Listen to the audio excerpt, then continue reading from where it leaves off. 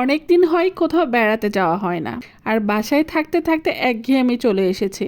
তাই ভাবলাম আজকে কোথাও ঘুরতে যাব। আর বাইরে যাওয়ার কথা মনে হলেই বগুড়ার ভেতরে মোমোইন ইকো পার্কের কথাই মাথায় আসে। তাই তো আজকে রেডি হয়ে চলে আসলাম মোমোইন ইকো পার্কে।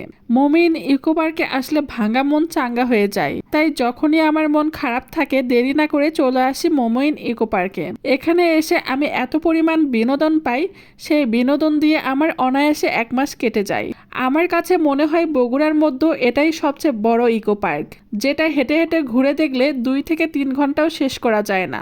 আসসালামু আলাইকুম এভরিওয়ান, কেমন আছেন আপনারা সবাই? মনকে ফ্রেশ করার জন্য চলে আসলাম মোমোইন ইকো পার্কে। মোমোইন ইকো পার্কে আমি এর আগেও বেড়াতে এসেছিলাম, তখন অবশ্য কোনো টিকিট ছিল না। এখন প্রবেশ করার জন্য টিকিট মূল্য 20 টাকা করা হয়েছে। তবে আপনারা যদি বাইক, রিক্সা অথবা কার ঢুকাতে চান তার জন্য আলাদাভাবে পেমেন্ট করতে হবে। আমার টিকিট কাটা হয়ে গেছে, এখন আমি ভেতরে প্রবেশ করব। ভেতরে প্রবেশ করতে চোখের সামনেই দেখতে পেলাম একটা হাতি, যে আমাকে ওয়েলকাম করলো। সচরাচর বগুড়াতে হাতি দেখা না গেলেও মোমোইন ইকো পার্কে আসলে অবশ্যই হাতি দেখতে পাবেন। তারপর সামনের দিকে এগিয়ে যেতেই হাতের বাম সাইডে দেখতে পেলাম একটা উট দাঁড়িয়ে আছে। তার পাশে ঘোড়া, জেব্রা, কৃত্রিমভাবে অনেক পশু পাখি বানানো হয়েছে। বগুড়ায় কোনো বড় পরিসরে চিড়িয়াখানা না থাকলেও মোমোইন ইকো পার্কে আসলে এই কৃত্রিম জীবজন্তু দেখেও অনেক আনন্দ পাওয়া যায়। একটু সামনের দিকে এগিয়ে যেতেই চোখে পড়লো অনেকগুলো পেঙ্গুইন, যেগুলোকে গ্রাউন্ড শেপ দিয়ে তার মাঝখানে একটা গাছ বানানো হয়েছে, আর গাছের ওপরে বক দাঁড়িয়ে আছে। অনেক ভালো লাগছে, কারণ বাস্তবে তো আমি কখনো পেঙ্গুইন দেখিনি। ইনশাল্লাহ কোনো একদিন সত্যিকারের পেঙ্গুইন দেখার জন্য বরফের দেশে চলে যাব। পেঙ্গুইনের পাশে দেখলাম একটা পরী দাঁড়িয়ে আছে। ছোটবেলায় আমরা কিন্তু সবাই কম বেশি পরীদের গল্প শুনেছি, আর আজকে আমি সেই পরীকে নিজের চোখে দেখছি। ছোটবেলায় যখন পরীদের গল্প শুনতাম মনের মাঝে একটা তার কল্পনা আঁকতাম। অনেকদিন পর হলেও সেই কল্পনাটা পূরণ হলো। পরীর পাশে দেখতে পাচ্ছি খুব সুন্দর করে একটা মুকুট বানানো আছে। মুকুট দেখে মনে হচ্ছে এটা সেই প্রাচীনকালের রাজাদের মুকুট। মুকুট মানুষ মাথায় পড়লেও এই মুকুটের চারপাশ দিয়ে মানুষ বসে থাকে। সামনে যেতেই 2টা ঈগল পাখি আপনাকে ওয়েলকাম করবে, আর এই মুকুটে বসতে গেলে আর পরীর সাথে সাক্ষাৎ করতে গেলে আপনাকে এক্সট্রা টিকিট কাটতে হবে।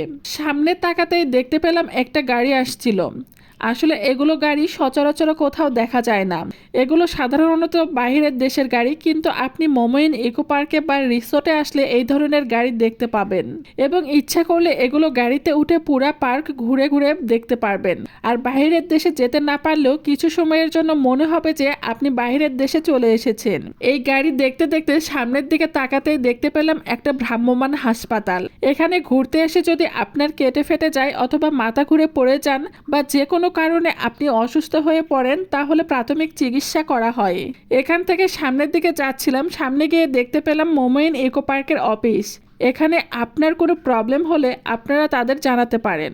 অফিসের পাশে খুব সুন্দর করে আমাদের জাতীয় পাখি দোয়েল গাছের ডালে বসে আছে। কৃত্রিমভাবে অনেক কিছু বানিয়ে রেখেছে, যেগুলো দেখতে অনেক ভালো লাগছে। মোমোইনে একটা জাম্পিং রাইডস আছে, যেখানে আপনি চাইলে লাফালাফি ঝাপাঝাপি করতে পারবেন না। এটা শুধুমাত্র ছোট ছোট সোনামণিদের জন্য। আর এখানে লাফালাফি ঝাপাঝাপি করতে গেলে অবশ্যই 20 টাকা দিয়ে টিকিট কেটে 10 মিনিট ইচ্ছা মতো লাফালাফি ঝাপাঝাপি করতে পারবে। 10 মিনিট লাফালাফি ঝাপাঝাপি করে বাচ্চারা যে আনন্দ পাবে সেটা বাড়িতে বিগত 1 বছরেও পায়নি। তার পাশে 10 টাকা দিয়ে টিকিট কেটে আপনি ভেতরে প্রবেশ করে এই বড় বড় দোলনাতে দোল খেতে পারবেন, আর ছোটবেলার কথা মনে করতে পারবেন। তবে দোলনাতে দোল খেতে গেলে বুকে একটু সাহস থাকতে হবে, কারণ দোলনার পাশে একটা নদী আছে। কিন্তু আমার এত সাহস নেই ওই দোলনাতে উঠে দোল খাবো। সেই জন্য আমি দোলনায় দোল না খেয়ে পাশ থেকে চলে আসলাম, কারণ এই সাইডে আমাদের মেয়েদের জন্য অনেক কসমেটিক্স আছে, আর ছোট বাচ্চাদের জন্য খেলনার জিনিসপত্রও আছে। তাই আমি সামনের দিকে যাচ্ছিলাম, দেখি কি কি পছন্দ হয়। যতই সামনের দিকে যাচ্ছিলাম ততই কসমেটিকের দোকানগুলো দেখতে পাচ্ছিলাম। সামনেই দেখতে পেলাম অনেক সুন্দর সুন্দর পুতুল, হার্ট শেপ। আপনারা অনেকেই আছেন যারা মনের কথা তাদের গার্লফ্রেন্ডকে বলতে পারছেন না, তারা অবশ্যই এখানে ঘুরতে নিয়ে এসে তাদেরকে একটা হার্ট শেপ কিনে দিবেন, তাহলে সে কিন্তু আপনার মনের কথা বুঝে যাবে।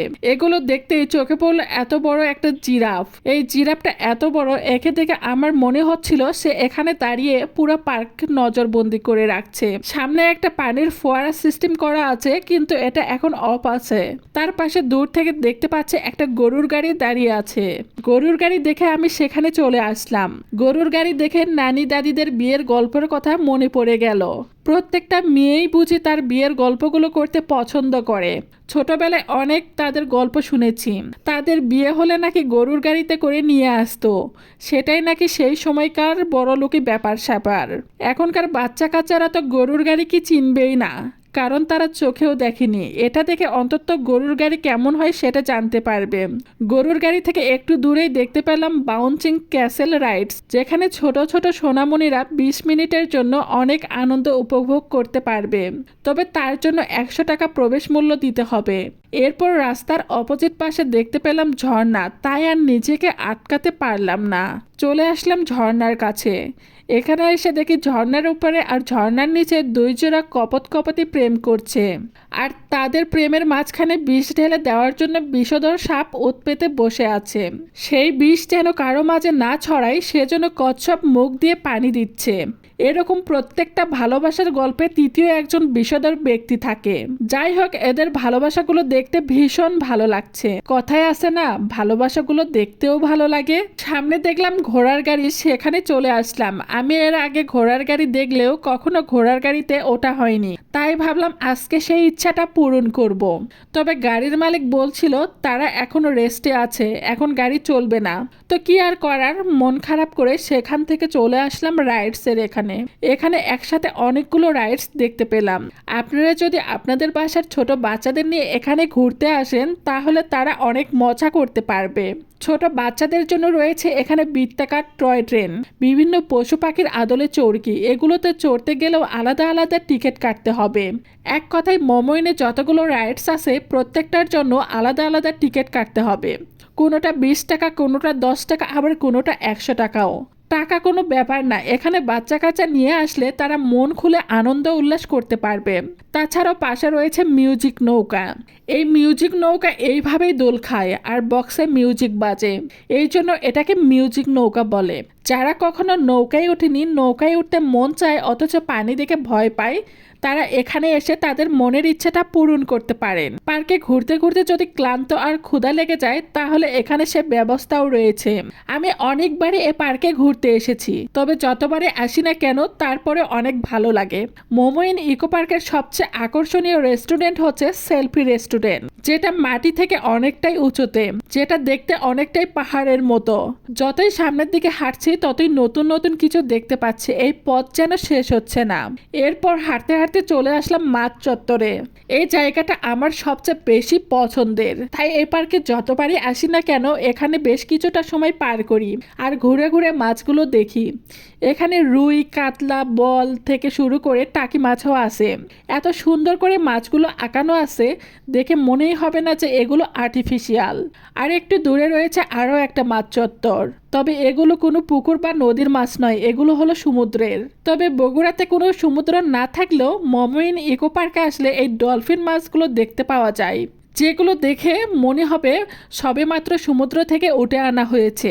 সামনে চোখে পড়লো এক জুটি কপতি, তারা বসে বসে তাদের মনের কথাগুলো একে অপরকে প্রকাশ করছে। এখানে আসলে অবশ্যই এরকম কপতি হর হামেশাই চোখে পড়বে। যদি আপনি সিঙ্গেল হয়ে আসেন, তাহলে অবশ্যই এগুলো দেখে কিছুটা সময়ের জন্য হলেও হতাশায় পড়ে যাবেন। ঘুরতে ঘুরতে আমি অনেকটাই ক্লান্ত, এদিকে বেলাও প্রায় শেষ হয়ে আসছে, তাই এখন বাড়ি ফিরতে হবে। তাই বাড়ি ফেরার পথে আরো কিছু কিছু জায়গা চোখে পড়ল। পার্কের কাজগুলো এখনো চলমান। সামনে দেখতে পাচ্ছি পিয়ার মিটিং মঞ্চ।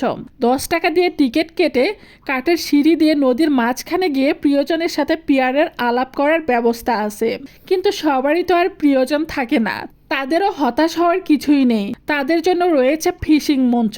তারা 20 টাকার টিকিট কেটে এই ফিশিং মঞ্চে গিয়ে মাছ ধরবেন আর প্রিয়জনকে ভুলে থাকবেন। তবে একটা কথা আছে, বলে রাখি, প্রিয়জন থাকার চাইতে মাছ ধরা অনেক ভালো, কারণ প্রিয়জনেরা শুধু প্রয়োজনে কাছে আসে, প্রয়োজন শেষ হলে প্রিয়জন হারিয়ে যায়। এখানে দুইটা গন্ডার মুখোমুখি দাঁড়িয়ে যুদ্ধ করছে। আমি আবার ঝুর ঝামেলা মারামারি পছন্দ করি না, তাই এখানে না দাঁড়িয়ে সামনে এগোতে লাগলাম। পুরো পার্ক আমার মোটামুটি ঘোরা শেষ হয়ে গেছে। কিছু কিছু জায়গা ভিডিওতে দেখানোর চেষ্টা করেছি, তবে সম্পূর্ণ পার্কটা ভিডিও করে দেখানো সম্ভব নয়, সেটা অনেক বড় ভিডিও হয়ে যাবে। সম্পূর্ণ পার্ক দেখতে গেলে অবশ্যই আপনাকে আসতে হবে মোমোইন ইকো পার্কে। আমি হেঁটে হেঁটে পুরো পার্কটা ঘুরে বেরিয়েছি, আমার পা আর চলছে না, একদম হাঁপিয়ে গিয়েছি, বড্ড ক্লান্ত লাগছে। আপনারা সবাই ভালো থাকবেন। আমার এই ভিডিওটা যদি আপনাদের কাছে ভালো লাগে তাহলে অবশ্যই পাশে থাকবেন আর নতুন নতুন ভিডিও পাওয়ার জন্য উৎসাহ দিবেন। আজকে এখানেই বিদায় নিচ্ছি। Thank you so much for watching my video.